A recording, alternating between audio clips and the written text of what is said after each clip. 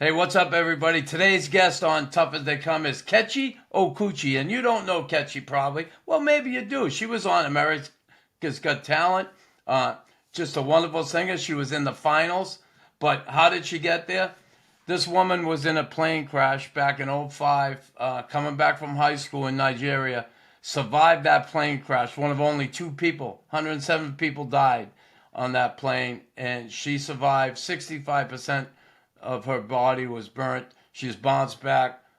She's done incredible things. She has a master's degree in business. She moved here to the States. Is just doing an incredible job bouncing back from what a lot of people, I'm sure, would have a difficult time with. This is why we're having Kechi on Tough as They Come today. Walking on thin ice, I'm gonna roll that dice till the thrill hangs. Kechi Okwuchi, so nice to have you. And here's the deal. I've been doing a hockey podcast for quite a while now. I used to play professional hockey, and we interview a lot of hockey players. And I love doing that. It's fun. But to be honest with you, what really interests me, and the reason why I started Tough as They Come, is I love a good comeback story. I love a story where people get knocked down in life and they persevere, they battle, they climb back to the top, they get on their feet. I absolutely love these stories. So when I was researching, I've done a few of these episodes now, and we're going to build up and do even more. But your name came up, and I read your story, and it certainly grabbed me like no other. And I guess for me, I want to start. You were born in Nigeria, and I guess I want to start. What was your young life in Nigeria like growing up? Growing up in Nigeria was very fun for me. I was born into a pretty small family, just my mom and my dad, before Yeah. my little sister was born when I was 10. So even then, it was just four of us. So we were very just small and very close family. Nigeria has always had political unrest and all sorts of like corruption issues and living condition issues for majority of its citizens. So ever since I was born, I've been aware of that climate. However, I was privileged to be born into pretty middle income average family, which definitely provided a lot of protection from a lot of the things that would make life typically extremely difficult in Nigeria. So I was protected, and so as thus the friends I made were also from those kind of circles, and then my family has always been really close. So I got very close to my cousins. So honestly, I grew up in a very traditionally, I want to say, just close knit family kind of community, and my parents did everything they could to provide for me. I never felt like I was lacking in anything. I had enough, So I went to a good school. I had good friends. I loved to read. I had a lot of like access to my hobbies, which was like reading, singing, and just going on holidays with family members. Like that was pretty much my childhood. So I will say it's mostly positive. When I think back, So on great memories. you say that, and that's great. Sheltered, protected. You felt that. Yes. But when you say you were sheltered, well, protected, what were you protected from? For people who don't know. Basically, just the high crime rates in different parts of Nigeria, no matter what city you live in, political issues, civil unrest, and just just general anything that can put you in harm's way, like physical harm's way, which can come from not having a car, having to walk everywhere. It wasn't like people were getting attacked every day on the streets, but it was definitely the kind of climate where if you live in like a good neighborhood, then you should just be very thankful, because automatically that puts you at an advantage from and like other people, because then if you live in a good neighborhood, then you could afford that. Therefore, you can afford private education, which would also continue to keep you protected. So it's kind of like like that, basically. Okay. So that private education, and Yes.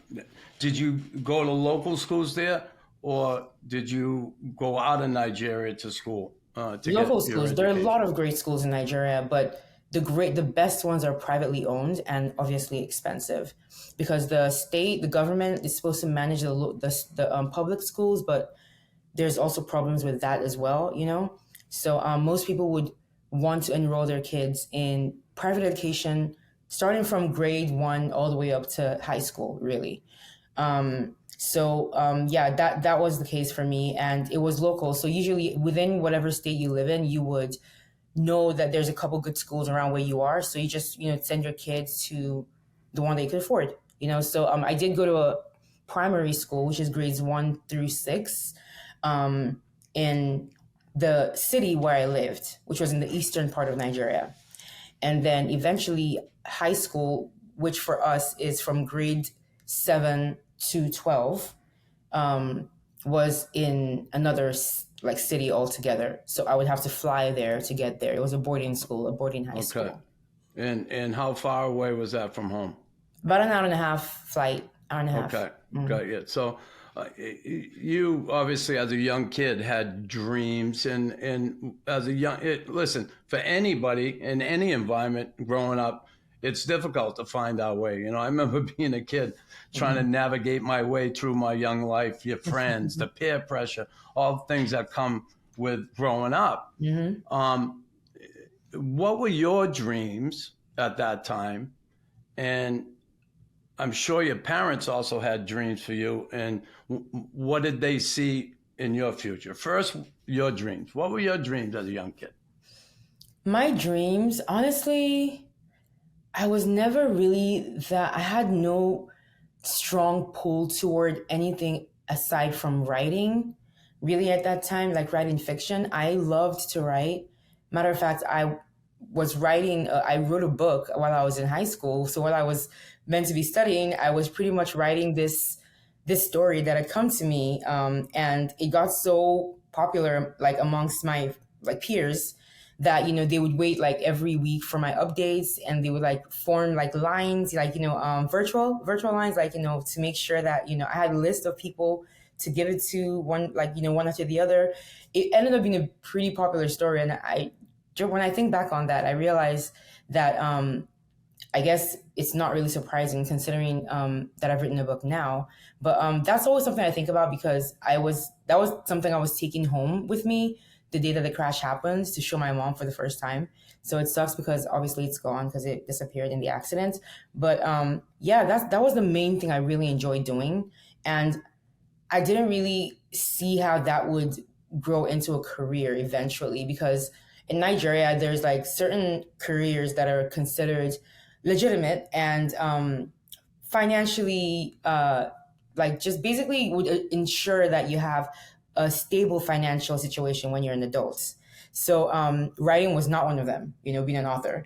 It's more being in medicine or law, business, economics, those kind of things. That was engineering. Those are the kind of careers that were basically promoted the most in Nigeria amongst students and stuff. So I knew that I didn't have any kind of strong interest in any of those, but I did okay in school, and I knew that eventually when I leave school, I'm going to have to, choose something in that vein, something more legitimate, that would definitely provide me some kind of income. So that book you wrote, that disappeared? That's gone? It's gone forever. It was a lot of... No copy of that? It was handwritten. It was handwritten. It was a bunch of textbooks. notebooks. I would finish one book and then tape continues during another. So it was 4 notepads taped together. I put a lot of effort into it. I remember everything about it. But yeah, it's gone. So did you ever think of going back and maybe trying to recreate that same book? No, I didn't. No, it just took so long to get to the point that I did. God. And but instead though, I still write a lot of short stories, or even actual stories that are just as of now incomplete. But Yeah, those are on my laptop. And yeah, I have things that I write still. I just haven't gotten around to like actually completing anything that I could put out to be published aside from my actual memoir. So, but yeah, that was one of my interests. That was my main interest. And my parents never really pressured me to do anything. That's the thing. Like all the pressure about what to do when you grow up was really more societal than from my family.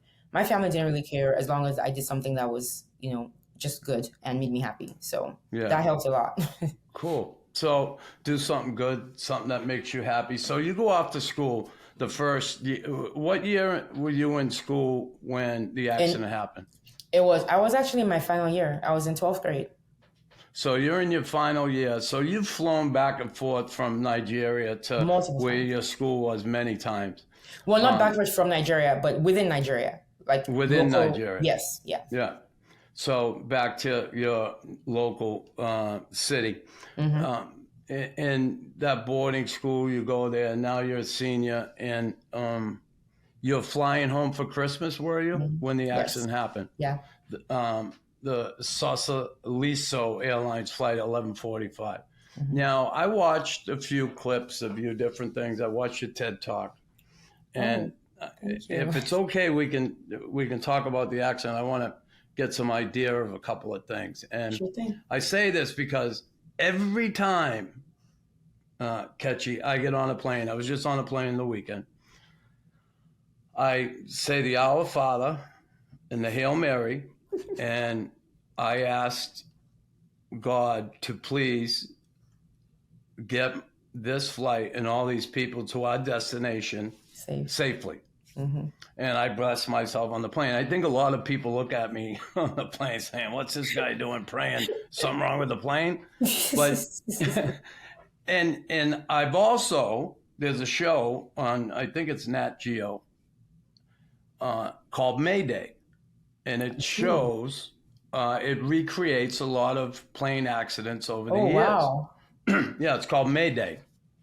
And I watch it sometimes. And God, my heart goes through my chest when something goes bad. And I know because I've been on planes. And I've dealt with, turbulence and different things on planes. I had a couple scary flights back in the day when I played professional hockey. But, always landed. Yep. You were probably used to flying to some extent. Very. Now you're coming into land, and when do you realize that this is not a normal landing?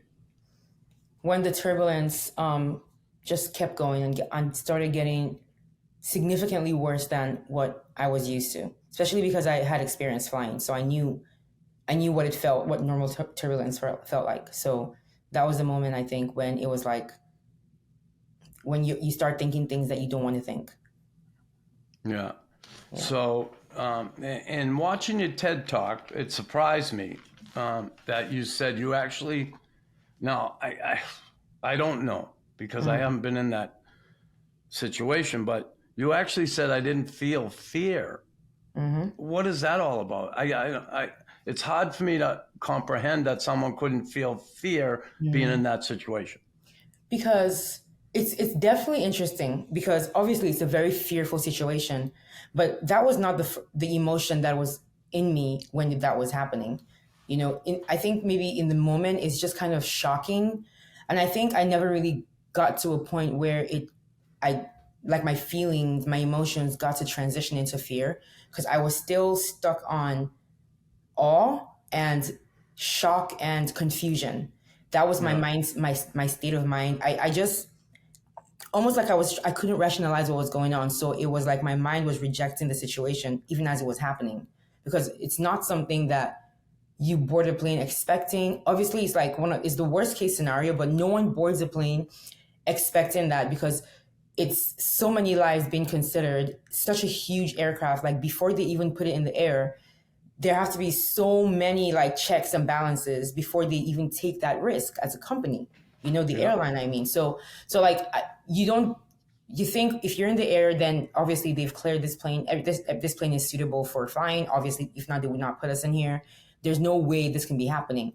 And, I was just shocked. I was just confused, and I could not reconcile that this was reality.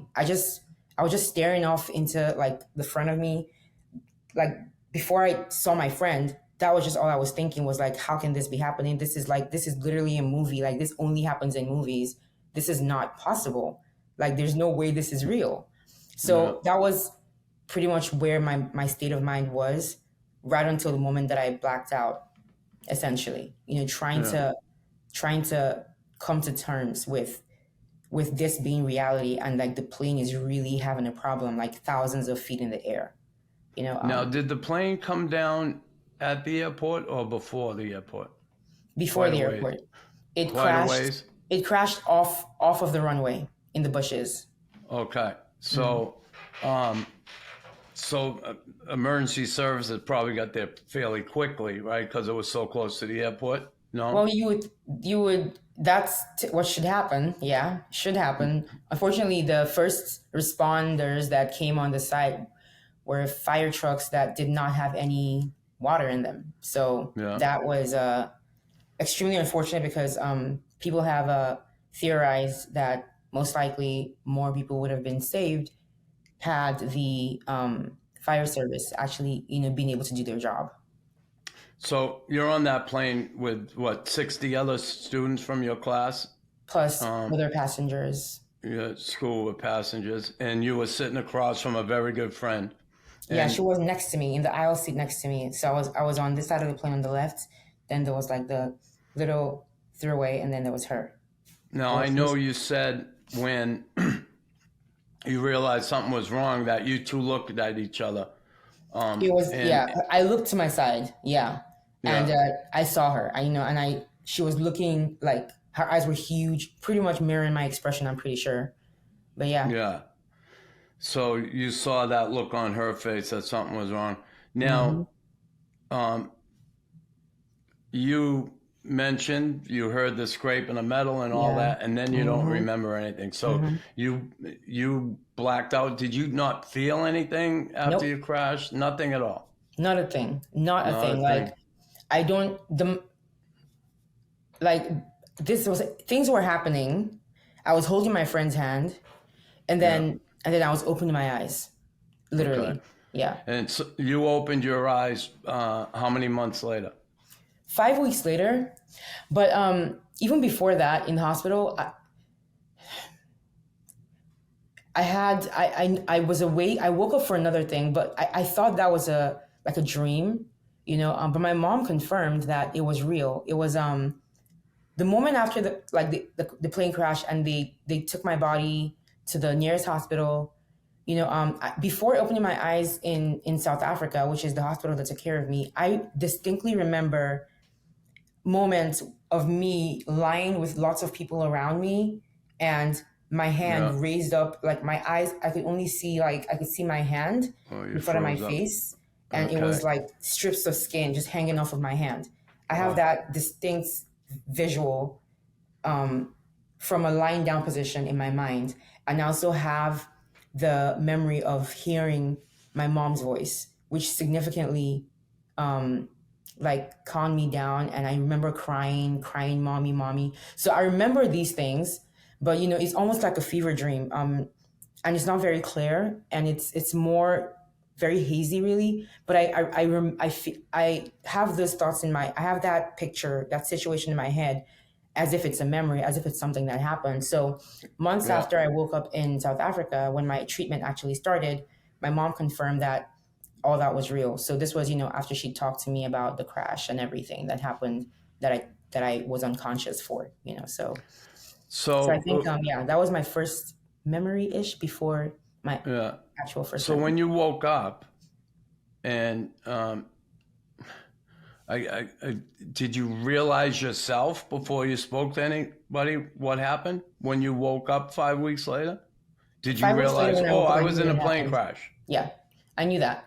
Because while I was in the coma, my mom would talk to me. I would hear her voice constantly talking to me, like a cycle, telling me where I was, what had happened, and that I was going to be okay, and that she was right here, So her voice always kind of kept me grounded. It was something I looked forward to hearing even before I could open my eyes.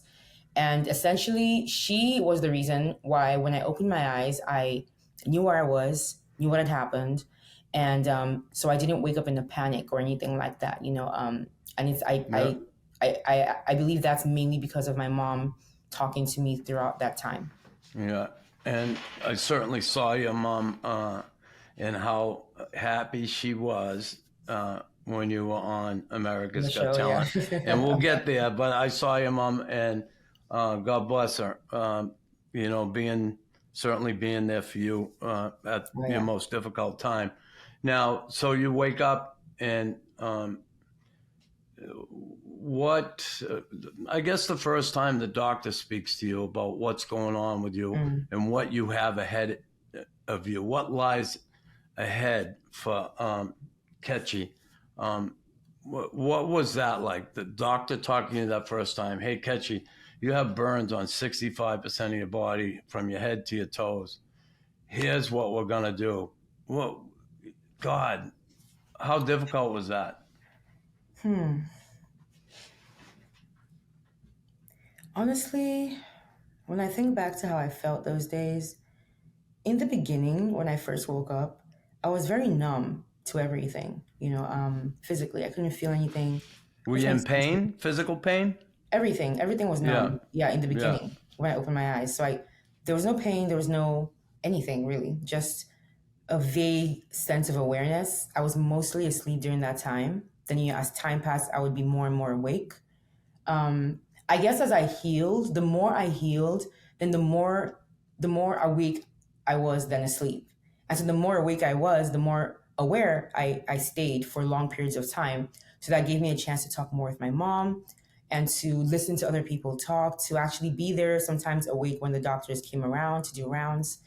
And, to really take stock of how bad things were. But I think in the beginning, I had this idea that if I was alive, then it couldn't be that bad because no one survived a plane crash. So, I'm probably gonna be out of here pretty soon. But then as I got more and more aware and I healed more and I got stronger and just kind of got a better sense, a better grasp of reality and the situation, I started to become more and more aware that this was going to be a very long process and not at all what I thought it was going to be.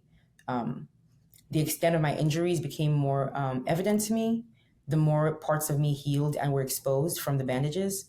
And I think this would be around maybe like 4 to 5 months into my treatment in South Africa, where reality check happened. And it was like, yeah, these injuries are pretty bad. And I don't think you're going to see the outside of a hospital for a very long time, Kechi. So just kind of like relax. And this is not a race. It can't be, unfortunately. So, I think in that moment, I had to kind of just center myself and get to a place where I accept that this is just how it's going to be.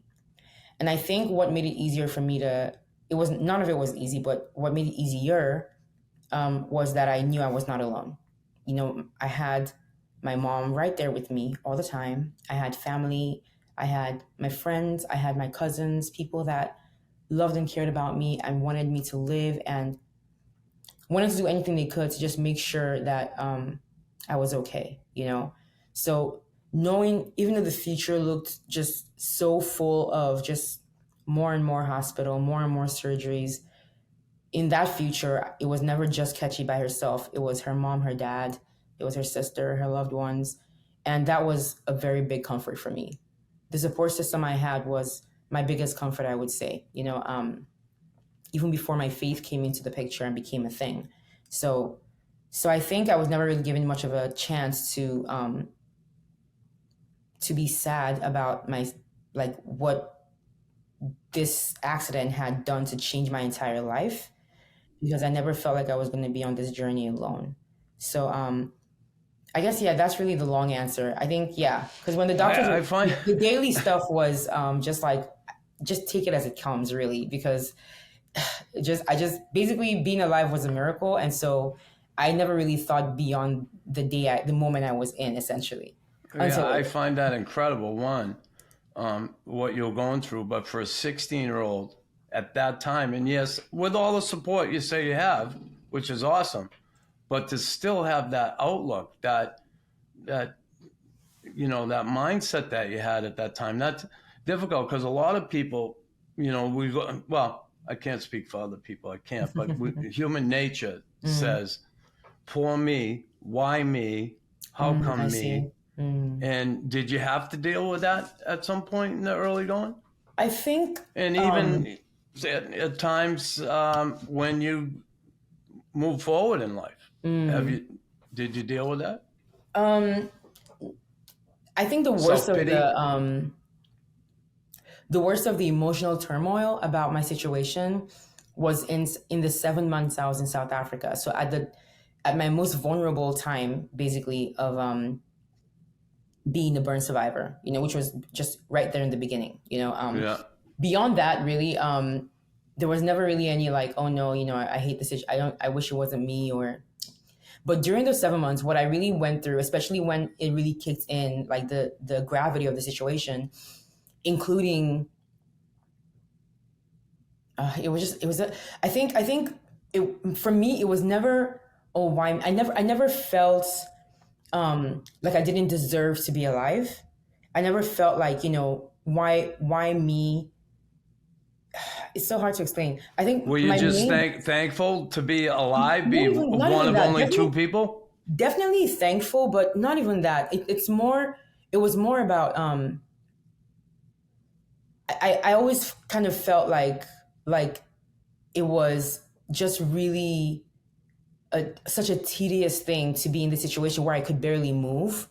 And when I thought about what I had left, I guess school, because I still had this idea that I would be able to go back and complete school, take my SATs, go to prom, go to graduation.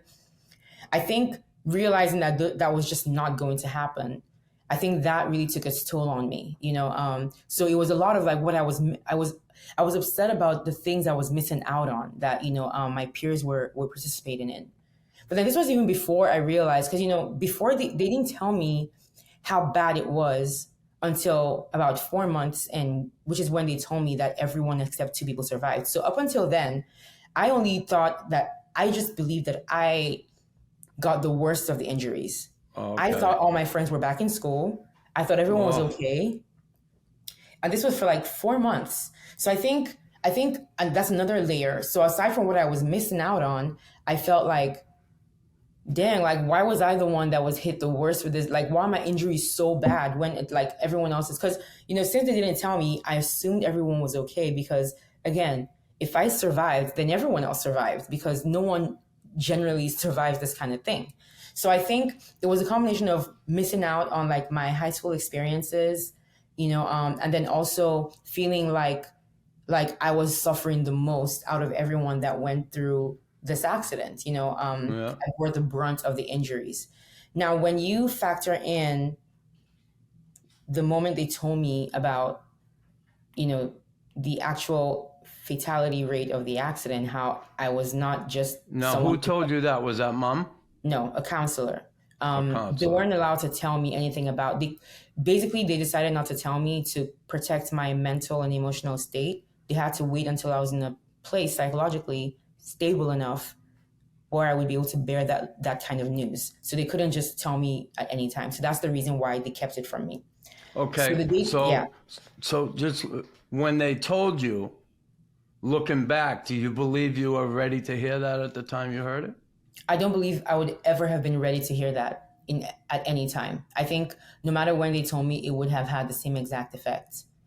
It was just one of the worst moments of my entire life.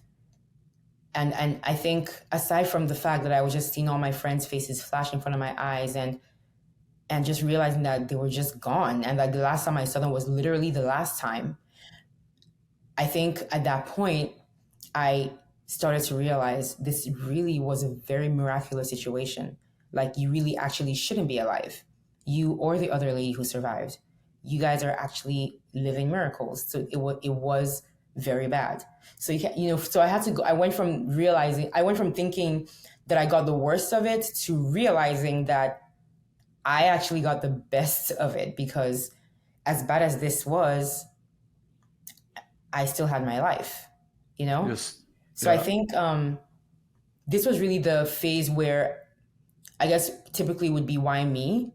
But for me, it was more like, it was like, if I'm here, then, because, I was also in the middle of learning a lot about God and my faith and trying to understand who this being was that everybody said saved my life. And I was trying to understand who he was and seeing him as this all powerful being. And then I hear that all these people died, and I'm confused because it just goes against everything I've been hearing and learning about God. If he could save one life, 2 lives, then he could save all 109 lives. Why didn't me? he? Why did he More save like, me? it was like, why didn't he? Why didn't he save everyone else? Because I was happy I was alive. I appreciated the miracle that my life was, but I didn't understand why 107 other people had to be sacrificed for that. I just didn't understand that. And I kept on thinking about the parents who I knew of all those kids, all my friends. And I just felt like, how could they be feeling right now? I couldn't believe that their kids were just gone. One of the parents, all 3 of their kids were on that plane, and all 3 were gone. And I just kept thinking, like, this is just a horrible, horrible situation. And I got so angry at God for not doing what he says he can do. And yeah, so I think that was really my biggest hurdle, just getting past the anger. I think that was the main thing for me. So that was a hurdle. Did you have to deal? Now, there's a fictional book out there called Dear Edward. And the book recalls a young kid who is a lone survivor of a plane crash. And it talks about and deals with him having that feelings of guilt for surviving that plane crash. He lost his family in it. Did you, at that point, did you have that survivor's guilt? I survived this. Why didn't my friend? Why didn't those 3 family members? Like, did you? I think, yeah, definitely. I felt like, why didn't everyone else survive this? Definitely, I felt that. But survivor's guilt, I mean, I guess you could say that was it in some flavor, for sure. Yeah. Because for me, it wasn't, I never regretted being alive. I never felt like, I didn't deserve to be alive. But I felt that other people deserved it as well. Like, I felt like I was happy to be alive, and I felt that everyone else had been robbed of this chance to survive something like this. And if it's God, then why didn't he save everyone else? So it was definitely something like, I was so upset. I was just so upset at the whole thing. I was so upset that all those kids they're just kids. Like, it really, really upset me. I think that was a very hard thing to get over, honestly. Yeah, I'm just curious. And again, we're going to move on and get through. I just want to, because at one point, how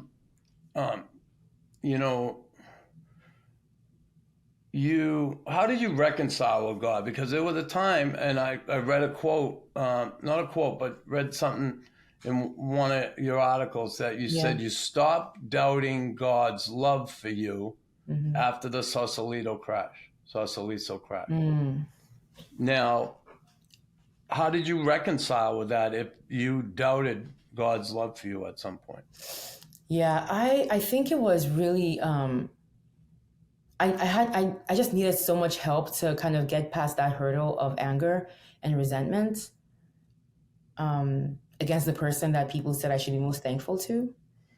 And it was really group effort. My family, my mom especially, my grandma, my aunt, they did everything they could to teach me that, God is not the person, he's not the source of bad things. He doesn't make or allow bad things to happen. That is something that just happens by virtue of being alive in this world. To live is to struggle. That is just how life is. And bad things happen to both good and bad people equally, just like good things happen to both good and bad people equally. So that is a factor of living. That's a factor of being a human being.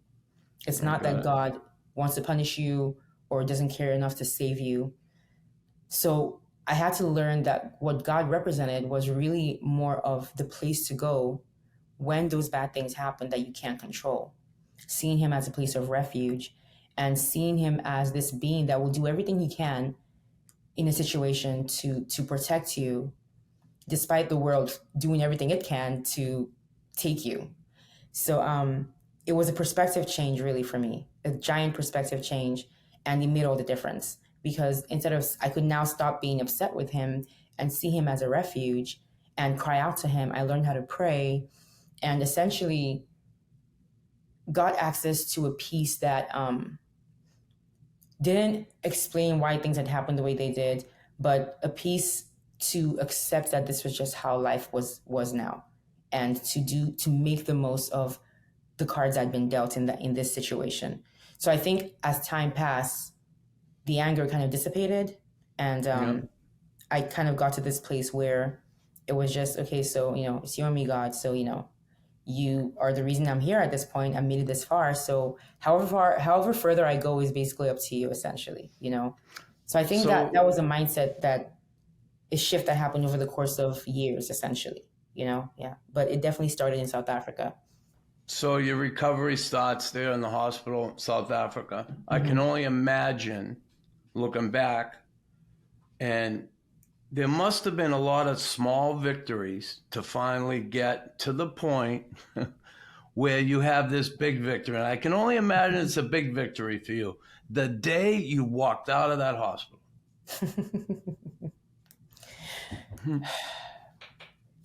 Honestly, so the South Africa hospital that I was treated in, I was there for 7 months, right? Okay.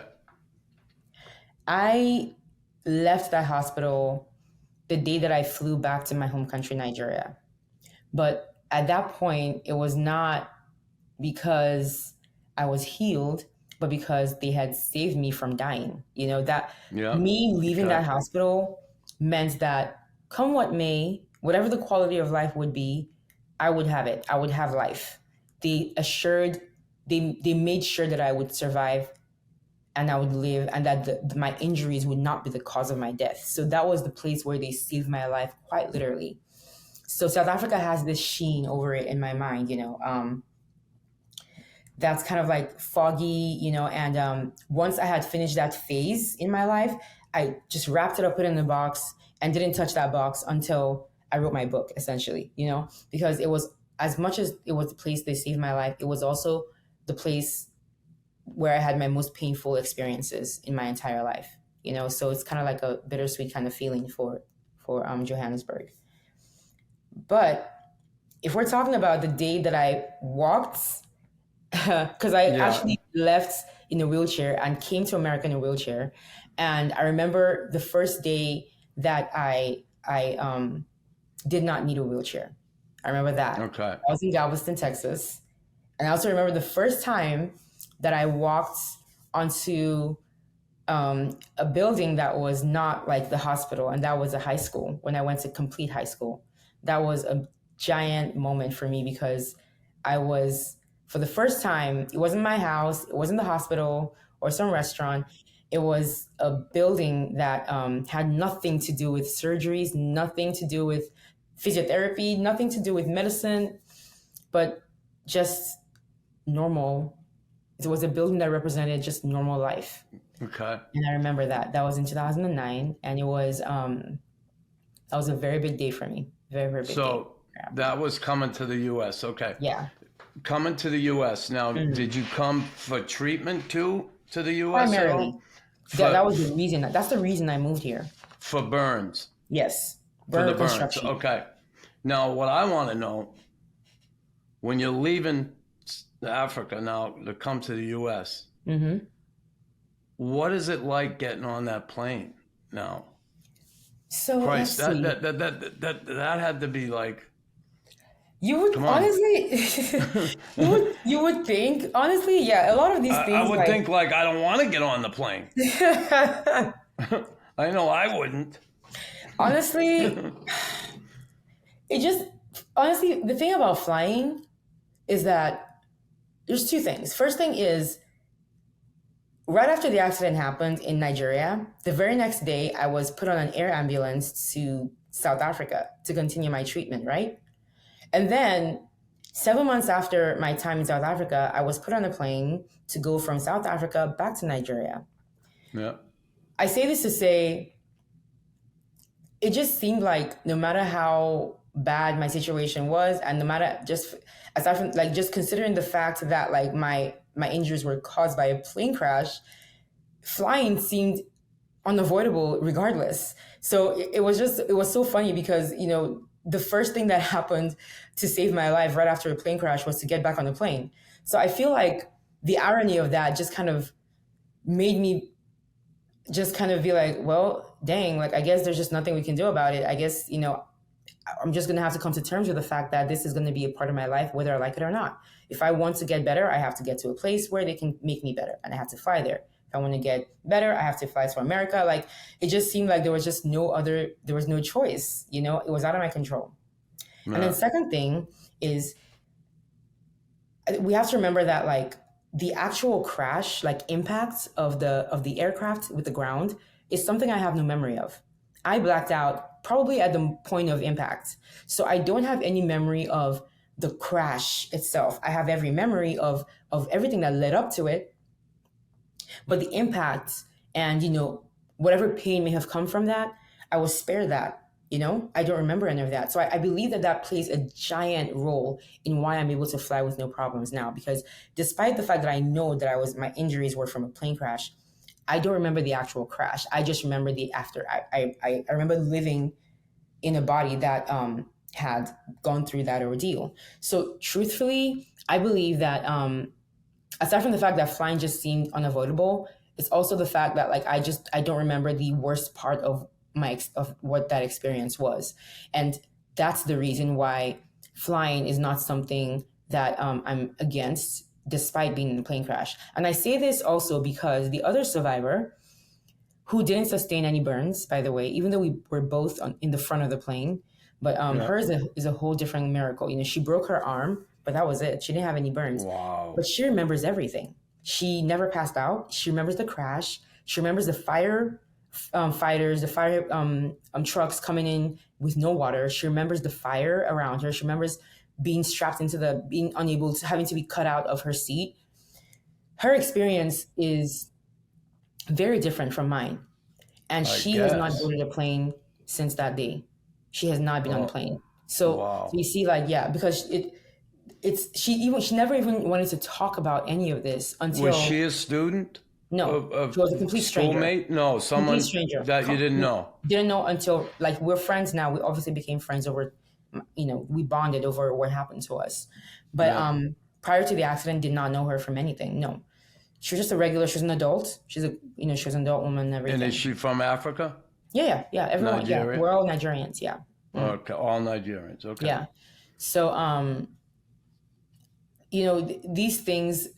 The perspective or the experience that even though we were in the same experience, like it was a plane crash, but the way that we experienced this accident was very different and has thus affected how we live our lives moving, now. So she will not get on the plane. She did not want to talk about anything. She didn't do any interviews. She didn't do anything. But me, I was a kid and I had all these very obvious injuries, so I, and then all these other kids were from the school that I went to that passed away. So I kind of became the main, the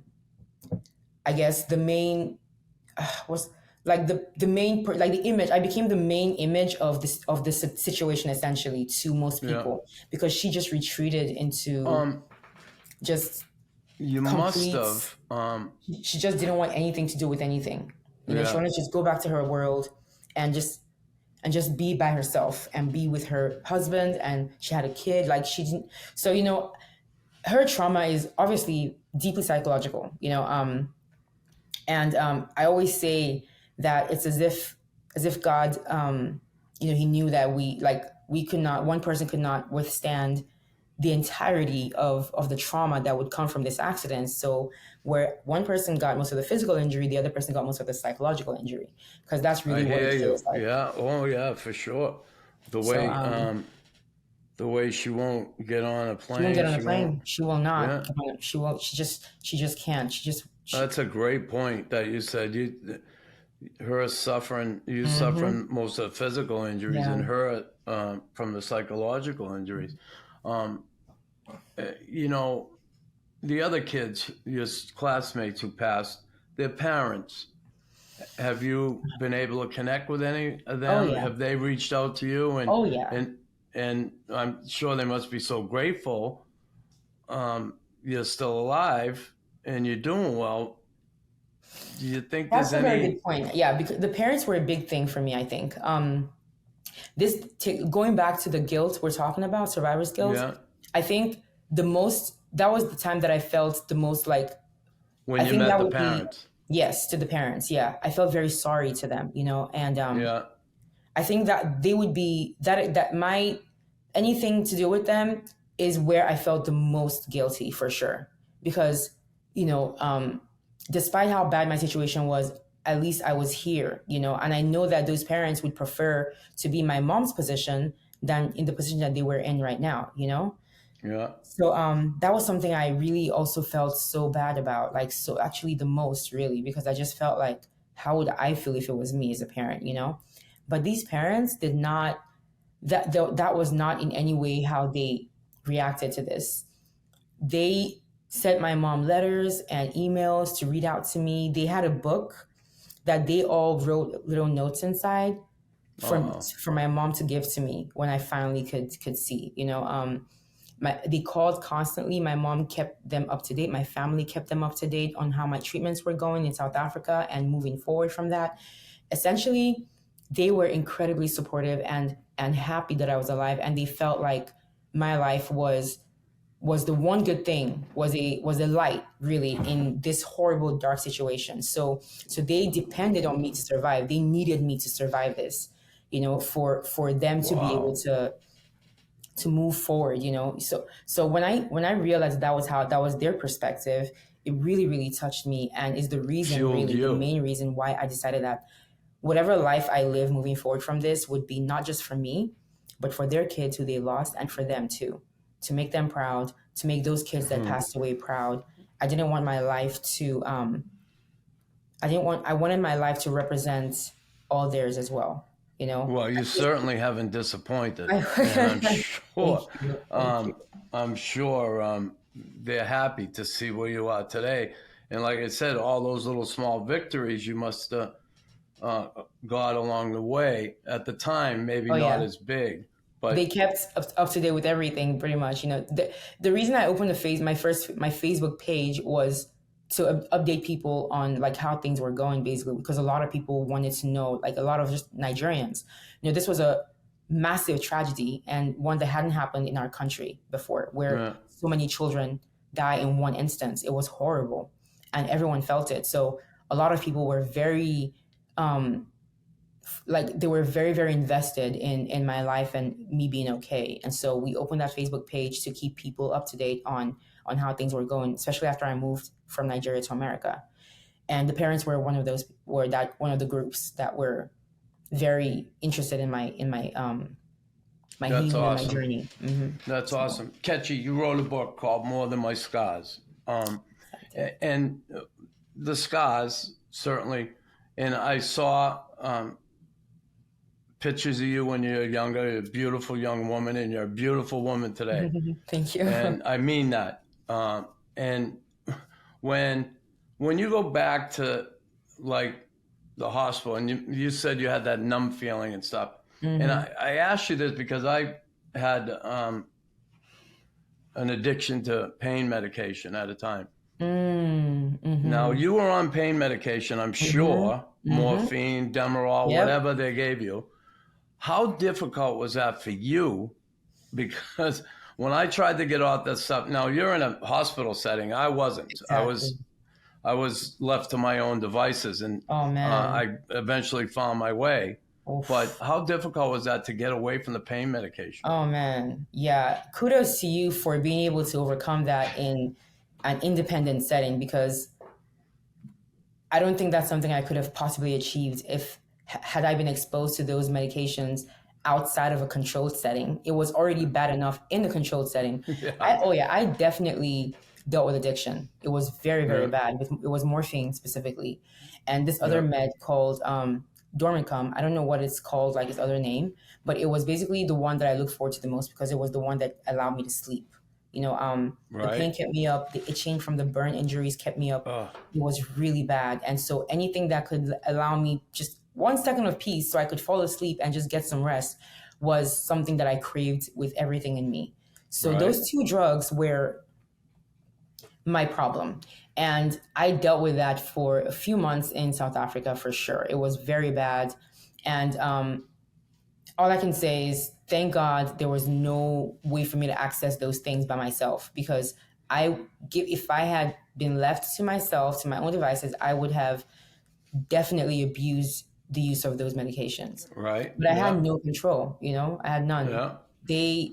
They were the ones that they weaned me off of it. They controlled everything.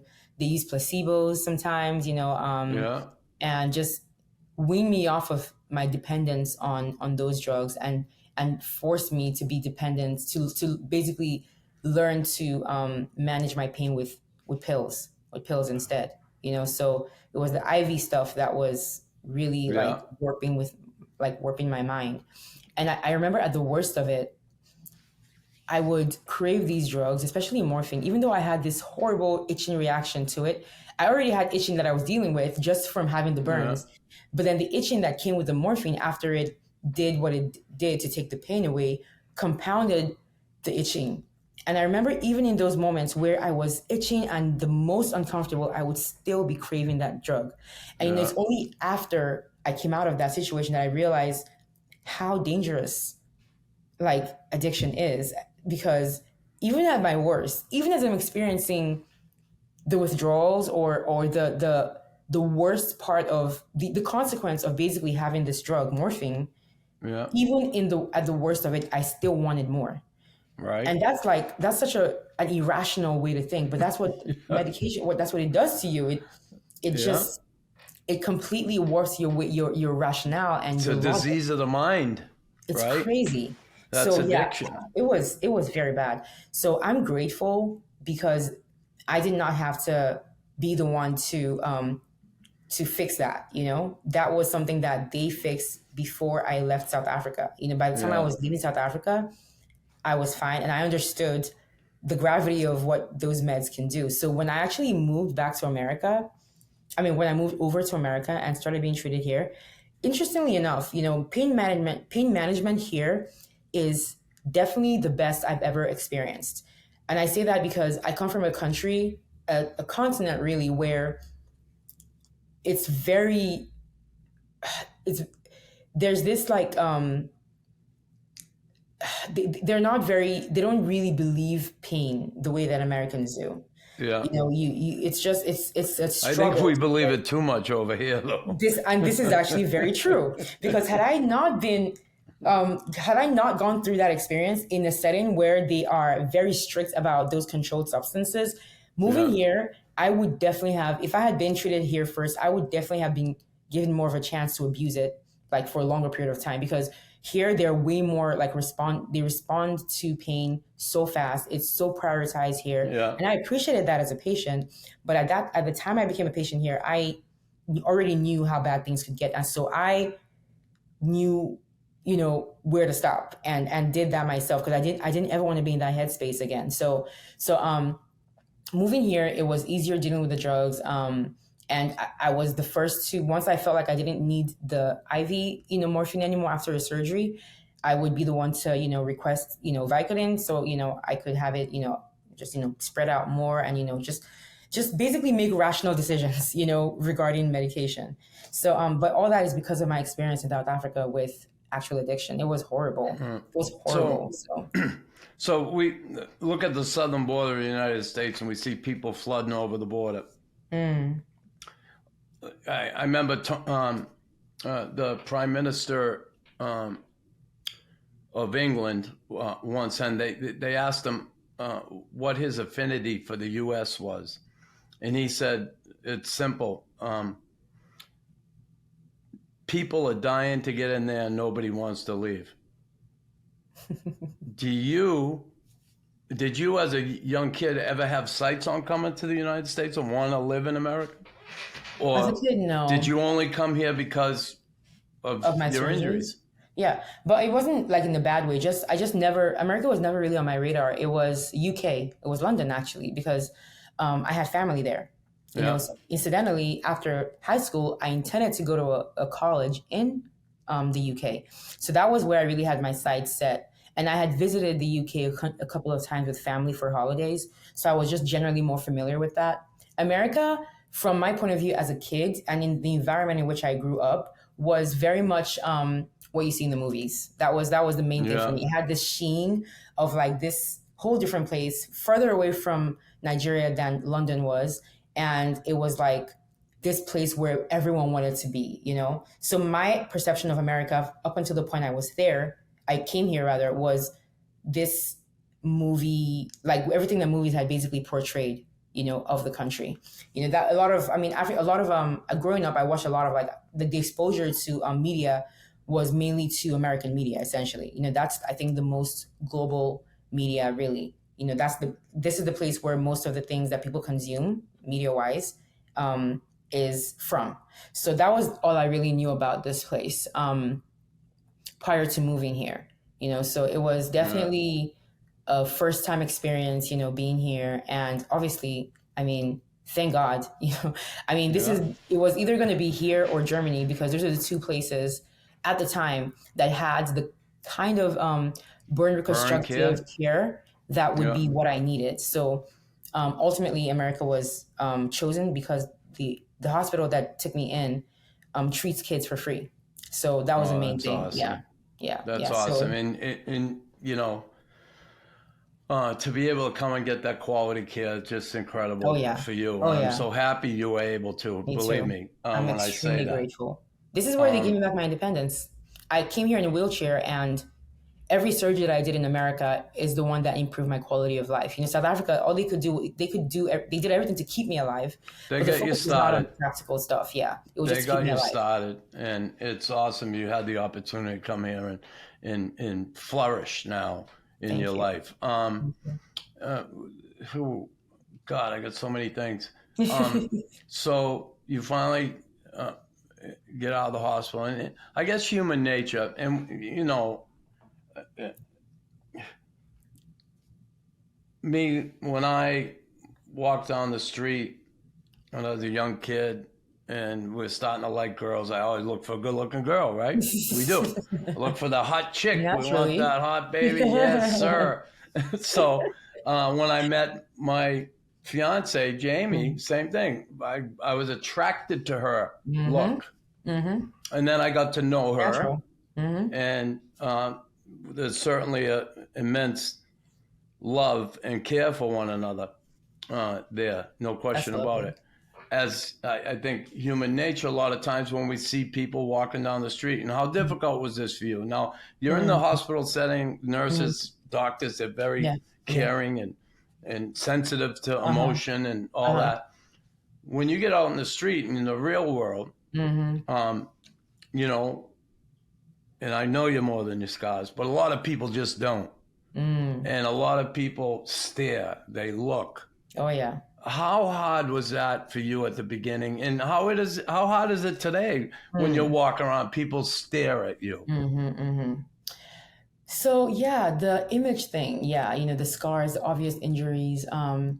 This is something that I suppose really is the foundation of who I am today, you know, what I'm about to say. So while I was in South Africa, I saw my reflection for the first time about 4 months in. So I didn't know how I looked until about 4 months. And I had to ask, you know, clearly it wasn't something they were going to bring up. But as time passed, I got naturally curious. You know, I could see the rest of my body. I had bandages on my head and my face. So clearly it was not good. Something had happened, you know. And, you know, you saw my pictures. I was pretty. I was aware of how pretty I was. My looks were a very big part of, at least I thought they were a giant part of who I was. I believed at the very least they were the reason behind my confidence as a person. So knowing that they had changed, I wanted to see just how much they had changed. I wanted to know what we're dealing with here, you know, and I wanted to know how much, I guess, therapy I would need to be okay with it. So you had to look in the mirror. Basically. So the next day, my mom brought a mirror and I saw myself. And I remember, I will never forget the feelings. The first one was like just stunned. I was stunned really at like how different I looked, you know, because I didn't have any skin on my face. I did not look anything like what I remember Kechi to look like. That's number one. But the second thing that shocked me was the fact that I still felt like this person looking back at me was me, even though it didn't look like me. There was a familiarity that was still in that reflection. And I didn't look like Kechi, but it felt like Kechi. And I think in that so moment, that was your soul, basically, right? Like you can call it soul, your spirit, your essence, all those things. They were looking back at me from a face that was like a stranger's. Yeah. I have no other way to explain this feeling, but it was just in that moment that I realized that everything that made me who I am, everything that made Kechi was intangible. I don't have it was not what a person can see. It was the essence of who I was, and it had nothing to do with how I looked.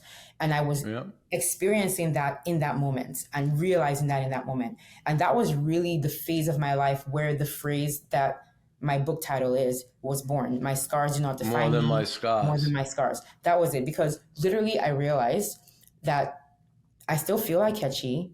So this means I'm the same person. So I don't have to change. So nothing has to change, actually. So I don't have to stop dressing like I like to dress. I don't have to stop, having the same sense of humor. I don't have to stop enjoying things. I can just continue doing the things I've always loved to do because I am still me. And I think that understanding that at that point in my life was extremely important because it helped me align the different elements that make up my identity. It taught me what position to place the importance of my scars and my injuries, how to prioritize these things. And because of that, I was able to kind of come to terms with me looking the way I did before I went back out into the world that would happily tell me how to feel about myself if I didn't already figure that out, because that's just the world. If you go out there unprepared, they will tell you how to feel. They will judge you. They will give you opinions, and you will assimilate those things and start to believe things that are not true about who you are. So I got the opportunity to have this epiphany moment and people around me that validated this feeling that there was so much more that mattered about us than how we looked. And so understanding and grasping that in the beginning in a protected environment helped me when I had to step outside, because by the time I was going outside, I already believed these things. And so it was just hard to be affected by how people saw me. Yeah. All that being said, there's reality. And reality is people will stare at what is different, right? Yeah. Now, what matters in that moment is how you react to those stares. And my perspective was, I've already been through so much in life. Like, I don't think it would be a disservice to myself to not enjoy this second chance at life based on how people perceive me. So I couldn't let that stop me from enjoying my life. And most importantly, the people in my life who mattered, my loved ones, could not care less about how I looked. And those are the people I spend the most time with. So if they didn't care, I didn't care. And, life just goes on. So I think that's pretty much that's the mentality I came to America with. And like I said, this is where I started going out. I started doing things that weren't like hospital related. And aside from the fact that I didn't take anything that anybody, like any reaction anyone had to my appearance, I didn't take it to heart. Aside from that, I also understood that, it's normal to stare at something that's different. If it were me, if we flip it, there's no way I'm not going to do a double take if I see a person who looks like me, because it's just different. And it's not because they want to be rude, but sometimes you see something and you're like, oh, wow, it shocks you.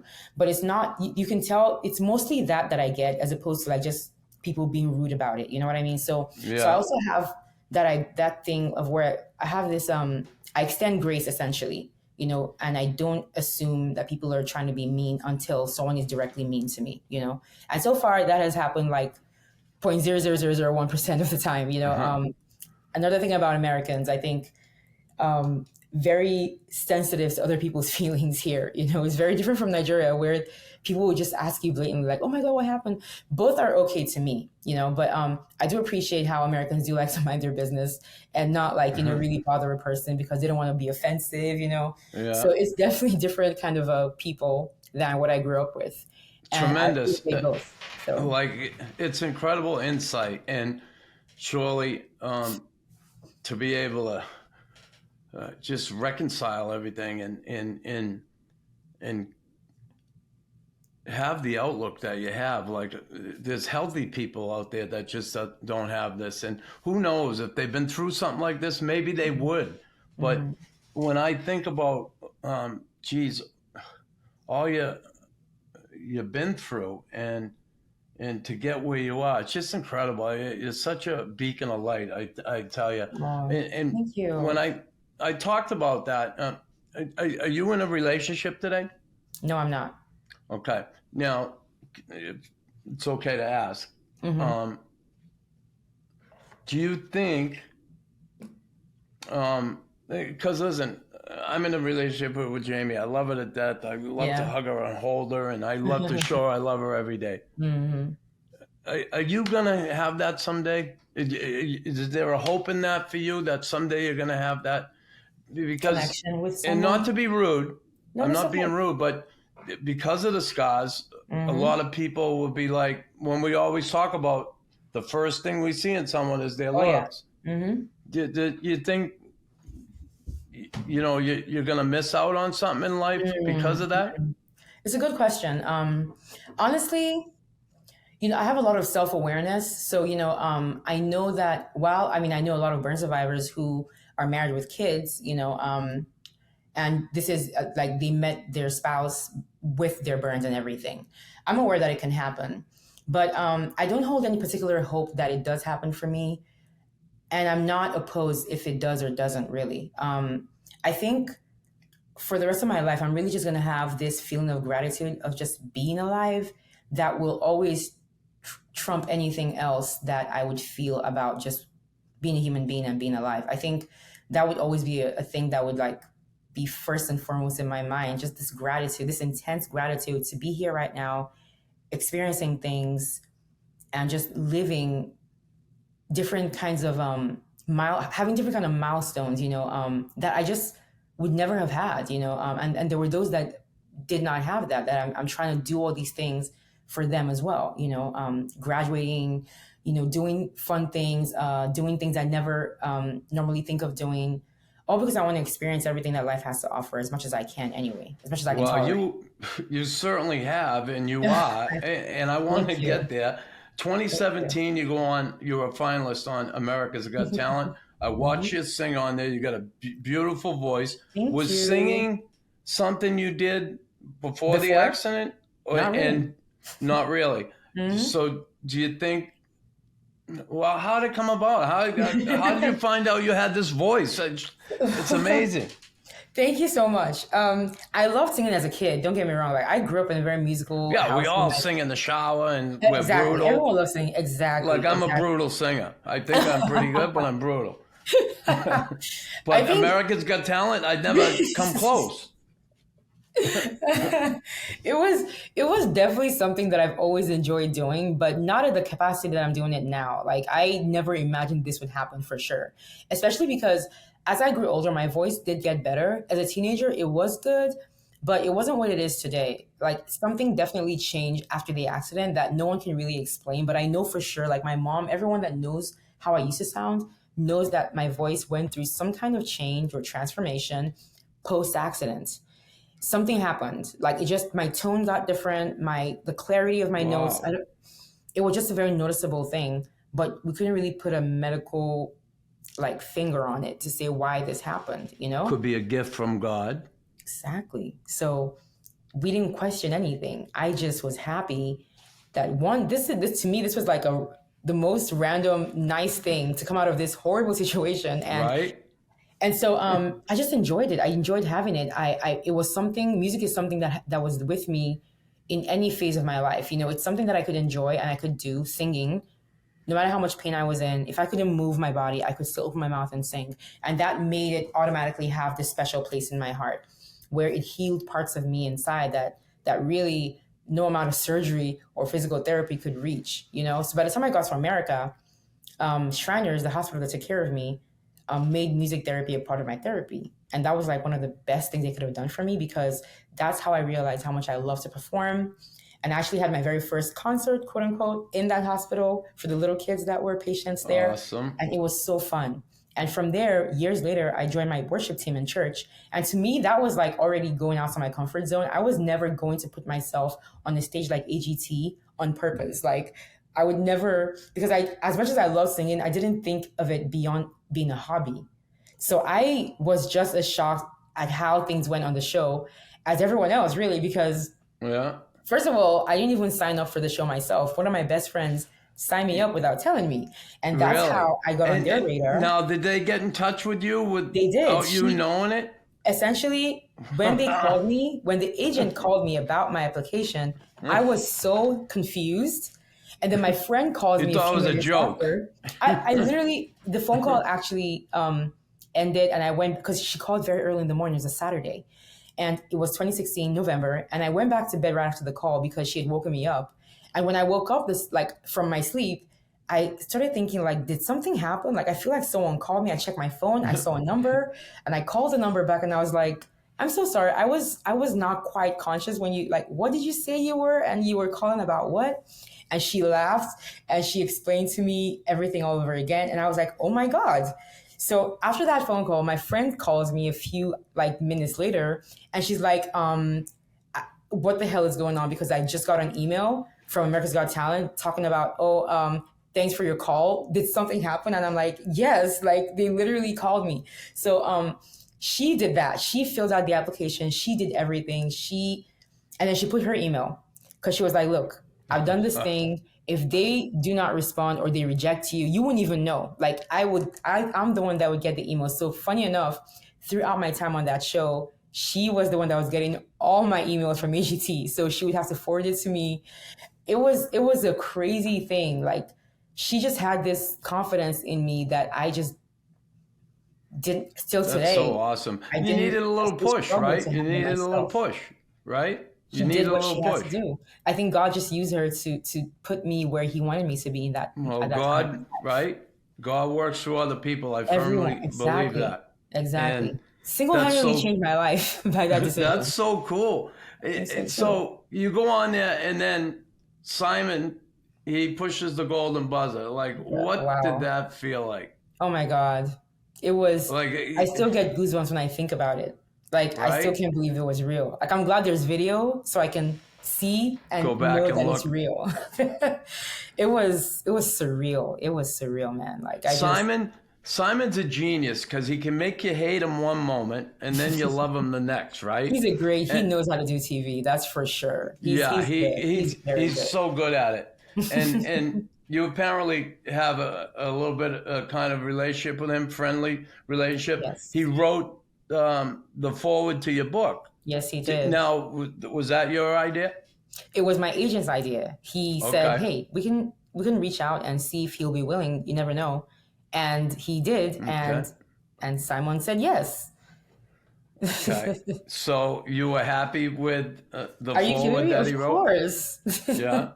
It was such a sweet thing. He didn't have to, you know? He just wanted to. Ever since we met, he just always gave me this vibe of supporting me. He hopes that I do well in life. He wants to support me however he can. And he just gave me that feeling of, like, just go do your thing. And, I hope everything goes well for you, So I really appreciated that from being on the show, really. So how has your music life changed since that show? What's happened for you? I mean, it's the fact that I even have a music anything is also still very surreal to me, because I really did not picture any of this. It's been really incredible. I mean, I think the main thing is that the show gave me this platform, right? To expose me to the world in a way that I could never have achieved on my own, at that level. And because of that exposure, people knew about me, people that would be interested in working with me when it comes to music. And so that's how I was able to connect to so many different songwriters, like the songwriting community just in general, and then producers and studios. Like, these are connections I would never have imagined that I would have made in my lifetime. So that is something that I'm so grateful for, because it's through those people that I'm able to have music right now that I can call my own, like original music. I just spend most of my time doing covers. It's just so cool to have music that is like, this is like a brand new creation, And there's nothing even more like wonderful than being able to perform those songs on different stages. Being able to perform in general is just really a crazy, like, just a crazy fun thing that has come out of this entire situation. I'm happy every time I find myself on a different stage, and I'm just kind of like realizing like, wow, people are actually willing to hear me like saying like, this is something I do anyway in my house by myself. But now I have these other platforms where people are like, yeah, come over here and say. I'm like, wow, this is crazy, because I'll do it anyway. I love it anyway. So I think I love that. And then I love the fact that I get to perform my own music as well. And I love all the different people I've connected with that create this music with me. My most recent one was on a TV show in Nashville, and I performed 2 of my songs. And one of the songwriters, he lives there, and he was able to come and hear me perform our song for the first time in person, and it was just so cool. But yeah, I mean, I just really pray for more opportunities like that. And I'm currently working on more music, which is really cool. And every time I say these things out loud, it's just like, I can't believe this is real. This is just really so cool. You've got, between all these good things that happen, you happen to have time to get a master's of business administration degree from the University of St. Thomas in Texas. Yes. Like, hello, like you're just going after everything. I love that. Nothing is holding you back. No, you're looking maybe that degree, that master's in business. Are you looking to manage your own music career? I'm looking to be self-employed for sure. I want to manage whatever I end up doing. I want to be the one in control of that as much as I can. Okay, so let me put it this way. Now that you have that degree, you've been, you're known as a singer now. You went on America's Got Talent. You have certainly Simon's in your corner. What are your dreams today? How have they changed? I struggle with this question so much because I have so many things I want to do, and they're in different genres. They're in different industries. I think number one, I think there's like levels. Okay, so first I would love to have a career in music where I have original music. I think the main thing for me with music is I really want to have like a career in like soundtracks for like video games, for TV shows, for movies, especially Disney. I just feel like inspirational music is very much my style. And usually those industries, whether it's Disney, movies, cartoons, TV shows, video games, it's usually that kind of music is usually something inspiring, because it's like situations where people overcome things, So I love that kind of genre of music, and I would be so happy if I could enter into that, and also into Christian contemporary music, because I think that's also something that really aligns with me as a person. So I'm doing everything I can to get that to happen, but that's the main thing I want to do with music. Second thing I really want to do is to establish myself as a writer. I love that I like the book that I wrote, my book. That's something that I felt like I had to do before any other kind of writing. Get that story out there. I felt like that was the most important piece of work I would ever put out to the world. And I prioritized that over any kind of fictional writing. But now that I've done that, I want the discipline to flesh out these little stories I have, so many of, in my computer, and make them into something, because I feel like I'm a great storyteller. That's something I actually can say more confidently, that I think I write better than I sing. And I feel I just have so many ideas, and I want to be disciplined enough to put them down, complete them, and present them to the world to see what people think. And then third thing that I want to do is I want my degrees to actually count for something. I'm happy that I was able to go into academia, and I really am grateful that I was able to graduate with 2 degrees. I mean, and graduate well, and I want that to count for something. So matter of fact, I'm actually currently working as a consultant for a firm in Houston. So I do that as a third-party contractor because it allows me to continue my other jobs where I travel a lot and I, sing, I speak. So I'm juggling all these different things. I'm really trying to basically do everything within this lifetime as long as I have the energy to do it all. So that's what I'm trying to do. And on top of everything, to wrap it all up, I think the main thing I want to do with my life is to just continue to be an inspiration and a role model to other burn survivors. I want to be that example that I would have loved to see as a kid to all these other burn survivors, to show them that despite what happened to us, we can still achieve happiness in life. We can still do the things that we love to do and not just what we feel like we have to do. We don't have to limit ourselves because of our injuries. There's life after trauma. And I'm the proof of that. And I want them to be encouraged by that. And this goes to anyone else. I want people to see my life as encouragement to live theirs authentically. So I think no matter what I do in life, whether it's singing, speaking, writing, consulting, whatever, that is the general theme of like my image and my brand that I want people to take away more than anything else. So I think, that's pretty much. All right, Kechi. Yours. Kechi, here's the deal. Before I let you go, I got two things. Okay. Just two last things before I let you go. And I want to tell you, you are one amazing woman.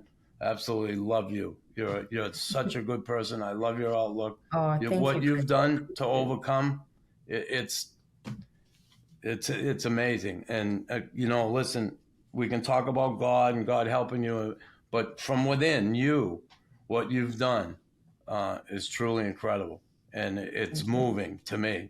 Thank you. I want one sentence. Okay. If you have to write your own eulogy, just briefly, one sentence, what would you write about Kechi? One sentence. I would say she lived her life authentically and encouraged others to do the same. Beautiful. That's all. That's short, to the point, and compact. You got it. And the last question I asked everybody on here is, what is your definition of toughness, of tough? My definition of tough is, let me see how we put it, is resilience. It's basically consistent resilience. I believe that as human beings, we are basically equipped to overcome things that come in our way. And every victory leads us to the strength that allows us to overcome even more difficult things. So I think that's the main thing. I think toughness is just human resilience, consistent resilience. You know what? I absolutely love that. Consistent resilience. That's awesome. It's the first time I heard that one, and I love it. That's the first time. That is unique to you. So I'm so glad. And I'm sure to get where you are today, you had to have consistent resilience so you wouldn't be where you are today. And I absolutely love you and love what you're about. It's just Thank you, Chris. An amazing Thank you for story. having me, truly.